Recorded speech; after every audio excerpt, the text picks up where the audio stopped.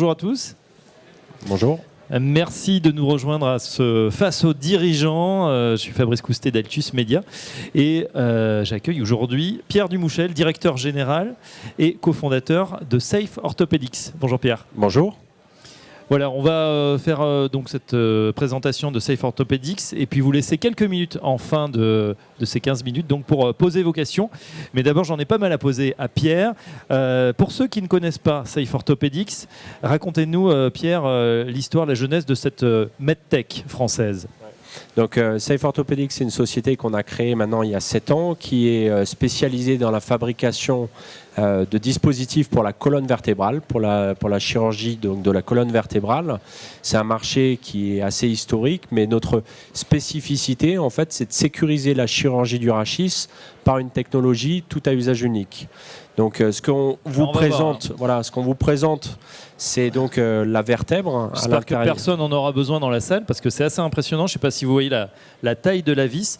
Quelle est la pathologie ou l'affection qu'on va traiter quand on voit ça? Qui en a besoin? Alors, il y a principalement 2 types de pathologies qu'on traite. La première, c'est la pathologie traumatique. Donc la pathologie traumatique, c'est soit l'accident de scooter du jeune, soit la dégradation osseuse due à l'ostéoporose, due à l'âge, qui va faire que l'os va se dégrader, se casser, et donc avoir des conséquences de douleur, de pincement de moelle, etc.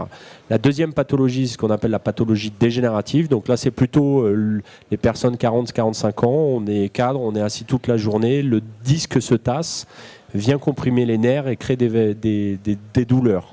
Donc soit la chirurgie pathologie traumatique, soit dégénérative.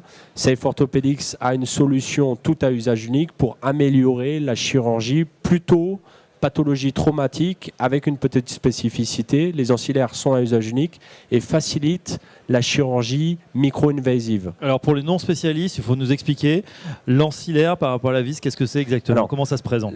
L'implant, c'est ce qui va rester, ce qui va permettre en fait de consolider les vertèbres. Donc c'est la vis que vous voyez qui est vraiment dans le... C'est la vis en bas qu'on voit dans la vertèbre. Et tout ce qui est au-dessus, en fait, c'est l'instrument nécessaire pour poser l'implant.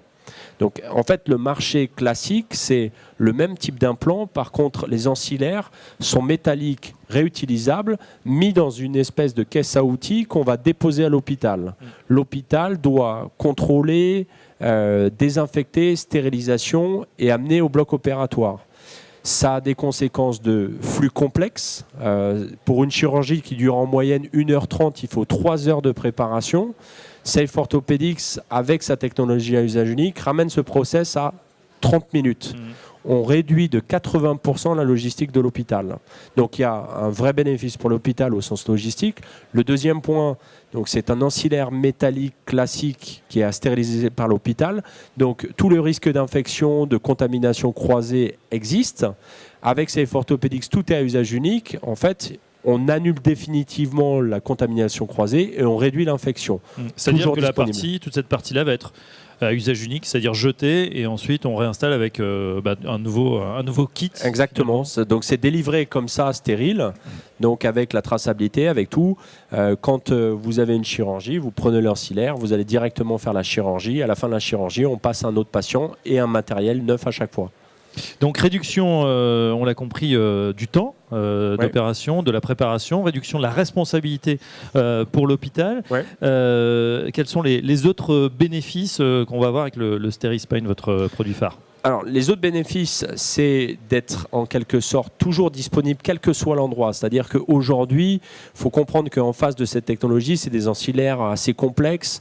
Donc, quand vous habitez en plein milieu de Paris, où il y a beaucoup d'hôpitaux qui ont des grosses structures, c'est facile. Par contre, quand vous avez des hôpitaux de province, il y a un peu moins de support de l'industrie, les technologies sont moins disponibles.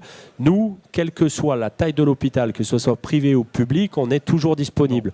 On apporte une qualité de soins strictement identique. Donc, il y a aussi un avantage sur les provinces, sur les hôpitaux périphériques, etc. Au-delà de la réduction donc, du coût, la réduction des risques, on a aussi une technologie qui est disponible partout. Bon, la technologie, on en a fait le tour, on comprend un petit peu mieux.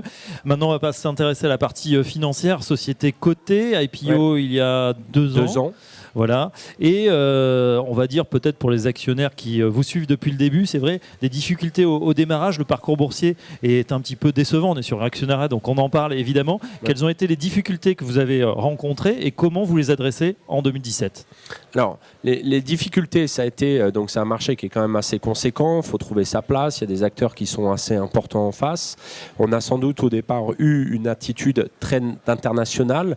Depuis peu de temps, on a recentré Safe Orthopedics sur l'Europe, on a multiplié nos ressources commerciales sur la partie française, allemande et européenne avec un réseau de distribution. On a un renouveau qui consiste à finalement se concentrer sur une partie du monde, finalement sur l'Europe et finalement sur des segments de marché qui vont nous accepter plus vite. Voilà, donc c'est plutôt le renouveau. La difficulté initiale, c'était on avait tenté un peu partout. Là, on se recentre sur certains segments où on maximise notre chance d'acceptation, notre différenciation et aussi sur l'Europe. Donc on a en quelque sorte plus de vendeurs directs. Alors c'est vrai qu'on n'a pas parlé du marché ou du potentiel du marché, hein, jusqu'à preuve du contraire, on a tous une colonne vertébrale, on pourrait donc tous potentiellement, surtout si on est sédentaire ou trop assis, bénéficier de cette technologie.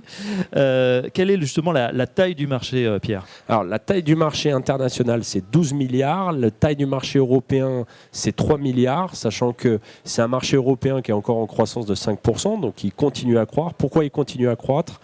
Parce que finalement on vit de plus en plus longtemps et que la fracture, par exemple, de la personne senior, avant, elle commençait à 45 ans, s'arrêtait à 60. Heureusement, maintenant, elle continue jusqu'à 90 ans.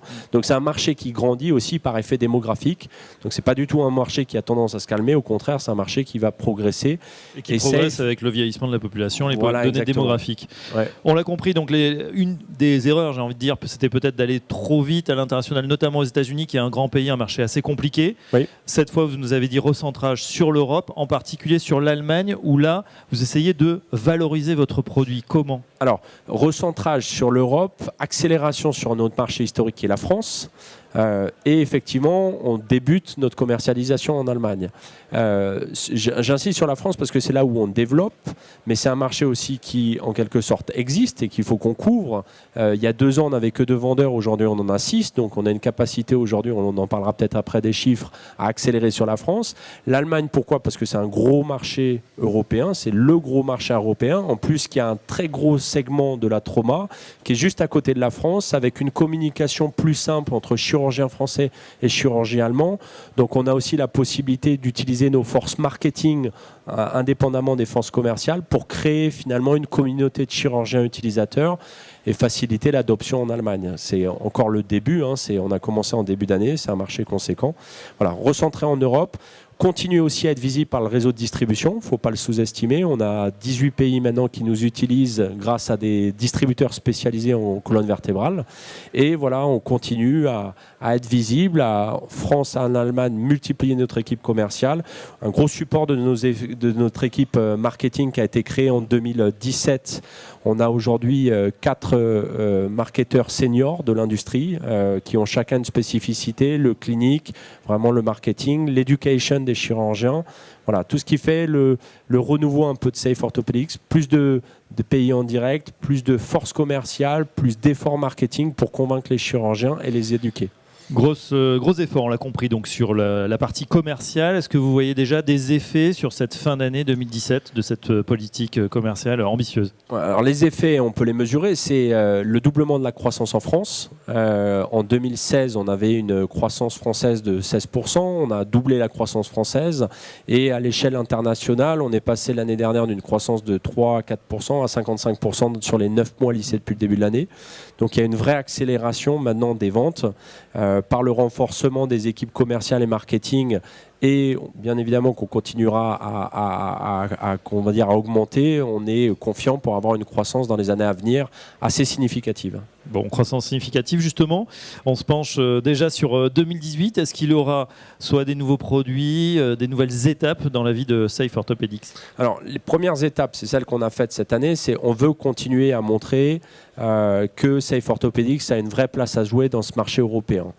Il y aura effectivement de nouvelles technologies spécialisées dans les segments, mais principalement l'effort encore en 2018, ça reste de la prise de marché, du renforcement commercial sur le terrain, éduquer nos chirurgiens et en fonction de la croissance, effectivement, compléter notre gamme de produits, proposer à traiter plus de pathologies de façon de plus en plus sécuritaire.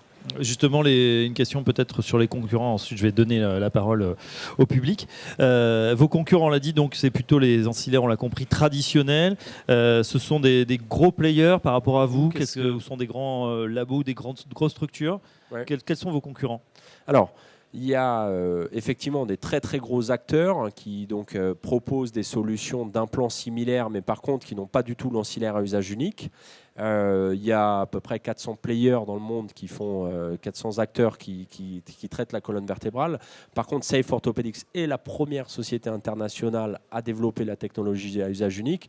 Donc on est en train de créer une différence qui finalement, aujourd'hui, des vrais acteurs compétiteurs, il n'y en a pas vraiment, quoi. On se distingue vraiment par notre modèle.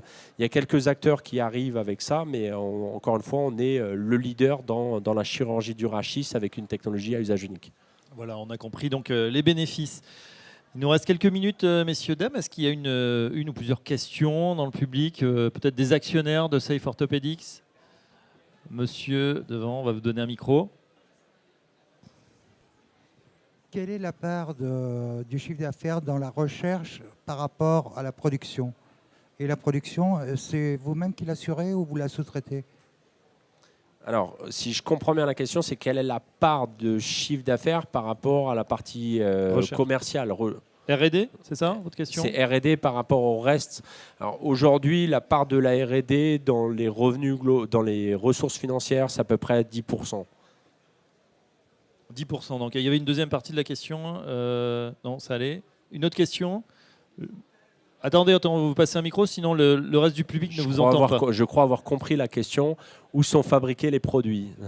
Les produits sont faits à 90% en France, que ce soit l'injection de nos instruments, la fabrication de nos implants, le nettoyage, le packaging.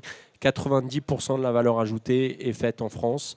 On a une industrie très très belle qui peut être très compétitif sur les prix et il faut juste bien travailler avec eux, mais on est équipé de gens très bien en France. Là, on a un patron qui joue la carte française et même européenne, hein, puisqu'on a vu que c'était développé également beaucoup en Allemagne. Autre question du public, sinon